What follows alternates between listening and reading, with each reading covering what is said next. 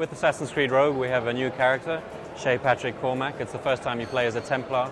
We've gone back to the North America because we feel this is a great opportunity for us to close the Kenway trilogy. This really is the cornerstone that links AC3 and AC4 and really explains why there are so few assassins in Assassin's Creed 3.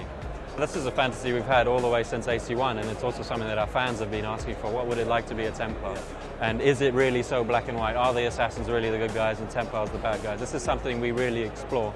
Shay starts the game as an assassin and has some very traumatic experiences, changes to the Templar side, and we feel the player will also go through that emotional journey and start questioning, are the assassins really the good guys?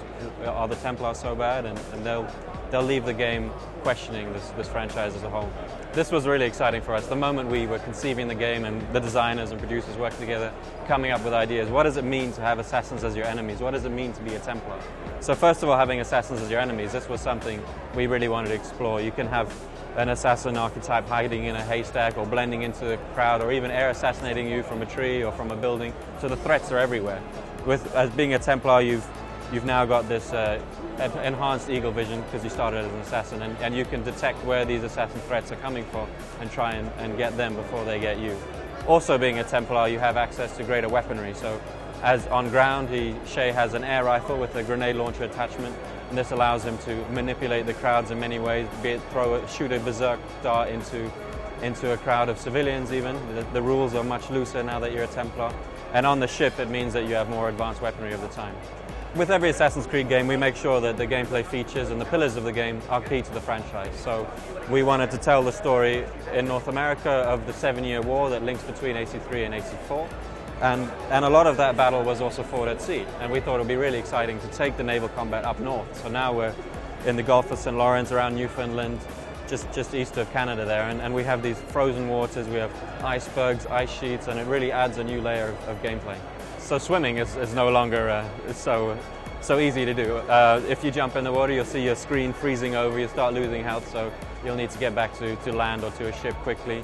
We have icebergs that you can blow up. These are destructible. You can use them as temporary cover if you just time it just right. They also form ripple waves when destroyed that can disrupt enemy ships. They also leave loot behind.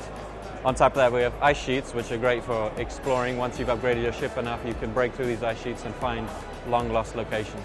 We've really pushed that a level further with our world design and our layouts to make sure the player always has an option to see his scenario ahead of him. He'll be able to get up high, whether it be in a tree or on a building, and with his grenade launcher or his more loose rules of being a Templar, he can really choose whether it be berserk dart that polar bear or you can sleep dart those civilians to get the guards' attention. There's many different ways to play the game, so we've really not only made the layouts and the rules more open, but also more activities, and it's a wealth of things to do. Well, obviously I don't want to spoil any of the story, but it's largely to do with telling it from the other side. We've really told it from the assassin side the whole time, but in the end of the day, assassins and Templar want the same thing. They want world peace. They want the Earth to be going just fine for human civilization. It's just how they get there. Assassins are about giving people freedom of choice to get there, whereas Templars are about making those choices for the people, for they believe that's the greater good. So in reality, both methods do have their merits. So we really wanted to tell the story about being a Templar, and so we focused all our energies on this. So what does it mean to be a Templar? Really work on the pillars of the game that we've worked on for many iterations, push them to the next level. We have mature technology, so we can really iterate quickly on gameplay. We've improved the guard AI, the archetypes you'll face.